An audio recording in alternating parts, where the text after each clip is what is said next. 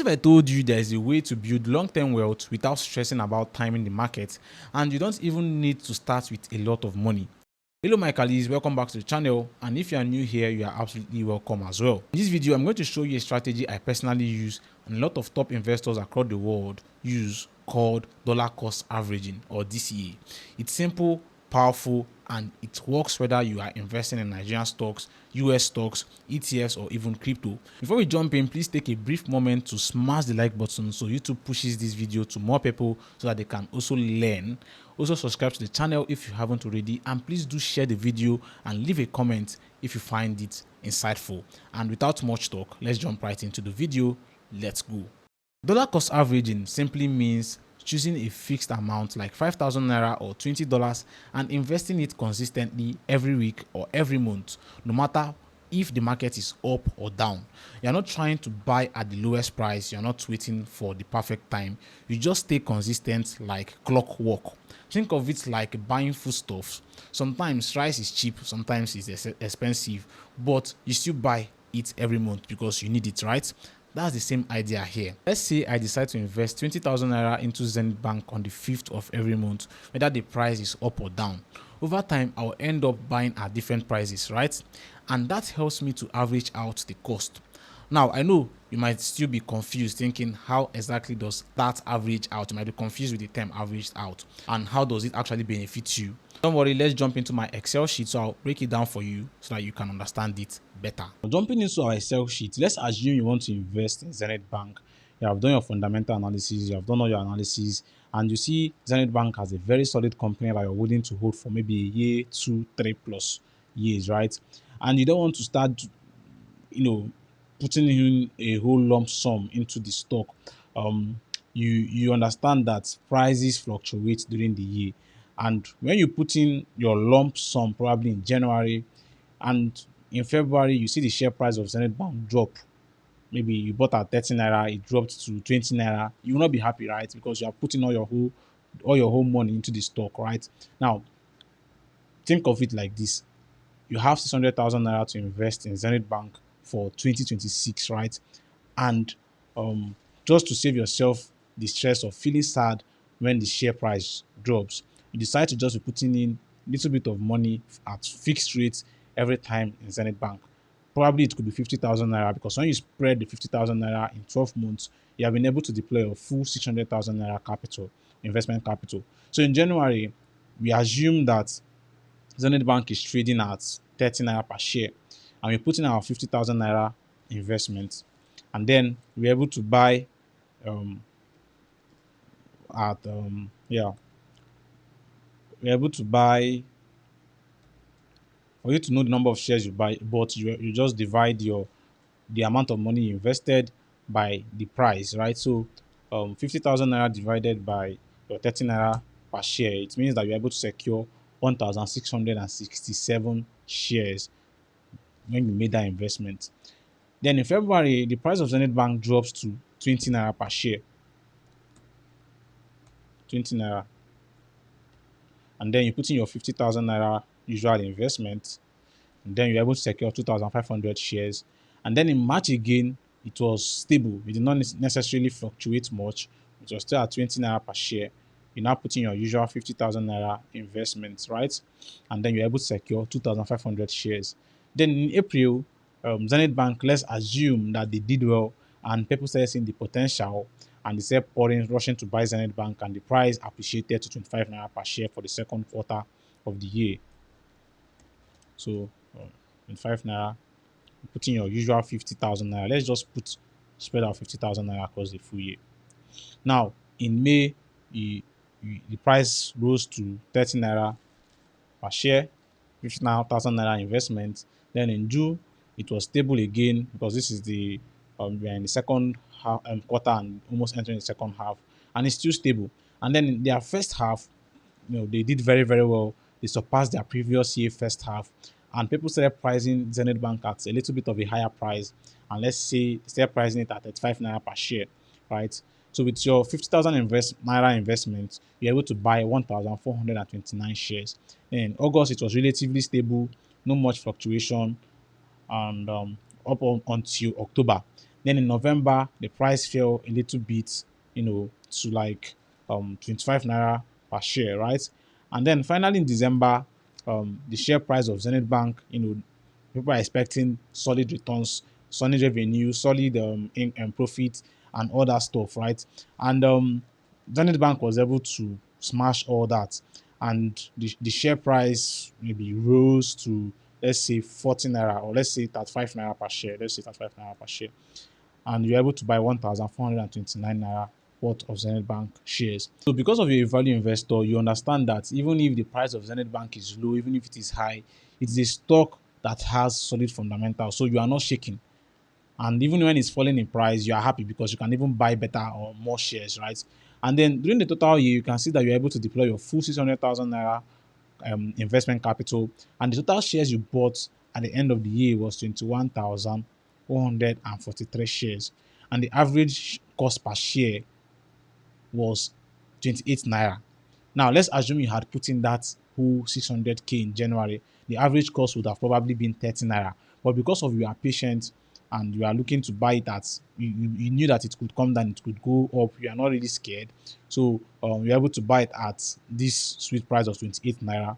And then the current share price is now 35 naira per share.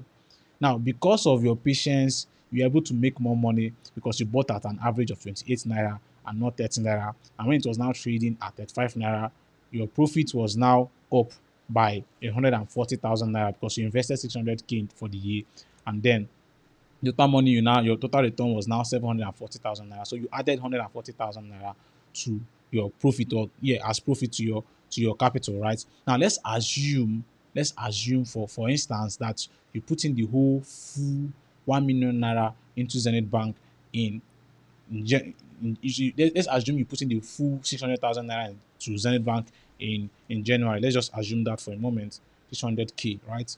And now you see that it was 600k at 30 naira per share. You're able to buy 20,000 worth of shares. If you can see here, you're able to buy 20,000 worth of shares. So let's just move over to this other summary. So you put in your 600k, the total shares you bought was this, which is 20,000. The average cost per share was 30 naira because you did not dollar cost average. And then the current share price is, let's say, 35 naira, right? The current share price of Zenith Bank is 35 naira. And then you see that your profit is 700,000 naira. So from your 600,000 naira investment, what you made was an additional 100,000 naira. But leveraging the dollar cost averaging strategy, you topped it with 40,000 naira. Now let's imagine we spread this in 3 years time. Imagine the kind of profit you make. Now this is just one strategy you can use for dollar cost averaging. And that strategy is, let's assume you have done your research and you found a good stock to buy. Probably you don't want to hold the stock for a long term. Maybe you want to hold the stock for 6 months, just 1 year, not necessarily a long-term stock, but you have done your research and you believe by the end of the year, the stock could be trading at a higher and better price. Probably the stock could still drop during the course of the year in price, but you're not really scared. You just know that by the end of the year, the stock price is going to go up. Let's assume that stock to be VFD Group, right? VFD Group. So let's assume VFD Group, as at the time you spotted the company, it was trading at 14 naira per share. Let's just use this place again, 14 naira per share, right? And your plan was to invest 1 million naira into the stock. Your plan was to invest 1 million naira into VFD Group. What I will encourage you to do is not to put in your full 1 million naira into VFD Group. What you can do is, as a value investor, which is something you need to take note of, is you want to invest just 1/3 of your 1 million naira capital, because you have strong conviction for this stock, but there are still high chances that this stock could still drop in price, because you having conviction doesn't mean that the next investor has high conviction. Or probably until that next investor has started seeing some signs that he might want to now start buying VFD Group. But you have strong conviction. So you put in your 1 million, you want to put in 1 million into VFD. You say, okay, I'm a value investor, I'm a smart investor. I know this stock price could drop, it could still go up, I'm fine. But now you come and put in 1/3 of your 1 million naira. 1/3 of 1 million naira basically is 1 million divided by 3. That's going to give us 333,000 naira, right? So in January, VFD was trading at 14 naira. You invested 333,000 naira. And the shares you're able to secure with this investment was 23,810 naira, sorry, 810 worth of shares. Then in January, VFD drops to 13 naira, which I believe that's what it's currently trading at. And then you did your normal, you put in another of your 1/3, which is 333,000 naira, right? Now you're able to now even buy 25,641 shares. And now, because of you have strong conviction, the price of VFD again in March drops again to probably, let's say, 12 naira, right? And you put in your 333,000 naira, your usual investments, right? Now you're able to even now buy 27,000 worth of shares of VFD Group. Now let's now assume that by the end of the year, you have fully deployed your 1 million naira capital. Let's now assume by the end of the year, VFD is now trading. People have now, they have seen their result. People are now rushing to buy VFD, and it's now trading at 30 naira per share. And you did not make any investment. You have deployed your full capital. Now let's say, let's add everything together. You have deployed your full capital. You have deployed your full capital, right? You have deployed your full capital, you have deployed your full 1 million naira, and it's now trading at this number of shares. Now the total money you invested is 1 million naira. If you do your calculations right, the total shares you bought is going to be the sum. It's going to be the sum of all these 3 shares, all these here. So the average cost per share is going to be your total invested capital divided by the total number of shares bought, right? So you, instead of buying at that full, after if you had deployed your full 1 million naira, you would have bought at an average price of 14 naira. Because of you averaged it out, you are able to buy at 12 naira 95 kobo, right? And then it's now currently trading at 30 naira. Now you can see that your profit is now, you'll be able to make 2,316,850 naira in profit. But let's assume you had put in your full money here. Let's assume you have put in your full 1 million naira here. Let's assume you had put in your full 1 million naira here. Let's assume that for a moment. Let's assume you put in your full 1 million naira, and then the total shares you bought were this here, and then it's trading at current price. You can see that what you made is just 2,142,000 naira. But because of you are able to be patient and dollar cost average it out, you even now made 2,316,850 naira. So this is the power of dollar cost averaging. Dollar cost averaging gives you the opportunity to buy at better prices, especially when you have strong conviction about a particular stock. Now, a few mistakes I see people make with DCA is that, one, they start and quit too early. Maybe after 3 months, they check their portfolio and it's down a bit and they start panicking. Secondly is that they check it every single day. You don't want to do that. DCA is like planting seeds. You water it and wait and give it time. Thirdly is not automating it.